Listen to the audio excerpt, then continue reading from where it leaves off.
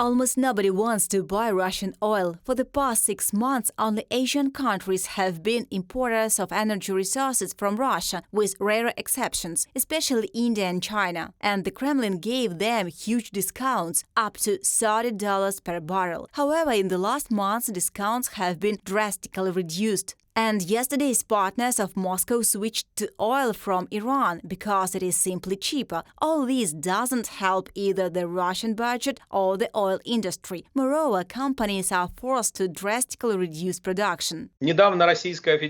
Recently, the Russian Federation announced another gesture of goodwill, which is to reduce production by another 500,000 barrels per day. This means that even the dumping that Russia implements by selling Urals at a cheap price all over the world no longer helps, and the reduction in income hits the capacities of Russian oil companies. All this is the direct result of Western sanctions. The European Union, which previously accounted for up to half of Russian oil supplies, refused to import at the beginning of 2023. The Kremlin simply wouldn't be able to replace it. There is no infrastructure with the eastern countries. In addition, the price ceiling introduced by the West is hitting hard on profits from the sale of tanker oil. As a result, the profit from the sale of energy resources for the first half of the year decreased by almost 2 times compared to the last year. And because of the sanctions, oil companies cannot get modern equipment and are forced to pump oil from the upper layers. It is easier to mine, but its reserves are limited.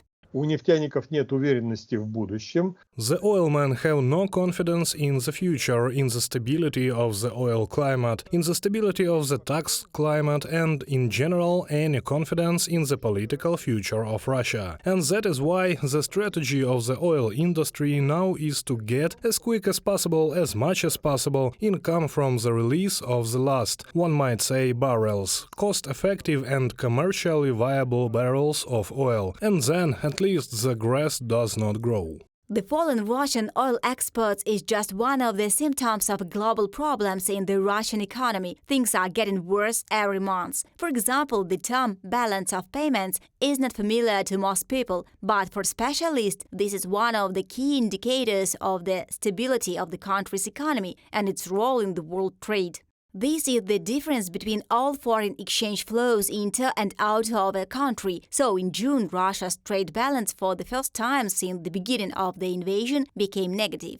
And for the period January-June, the state's foreign exchange profit turned out to be 93% less in comparison with the first half of the 2022, that is, capital flees from the Federation. The European Commission says that the already imposed sanctions have a cumulative effect. That is, every day the Kremlin will have less and less money for the war. According to experts, Brussels can only block ways to circumvent sanctions. Санкции касаются... The sanctions relate to the first price that oilmen receive for oil to ship it to tankers. This is where sanctions come into play. And what happens next with this oil does not affect the Russian federal budget in any way. And so I assume that it is very, very difficult for the West to aggravate sanctions, to make even less revenue for the Russian federal budget. Now everything is going to the max. Russia's place in the world energy markets is occupied by other countries. For example, the European Union is actively importing American oil. Its production in the United States has grown by 9% since the beginning of the year and continues to grow. This is the best result since 2019. And due to the development of technology, the cost of drilling wells has fallen by 36% in 10 years. For Russia, comparable development of the industry is simply impossible. Reported by Anna Nichenko, Danila Kobza, UATV News.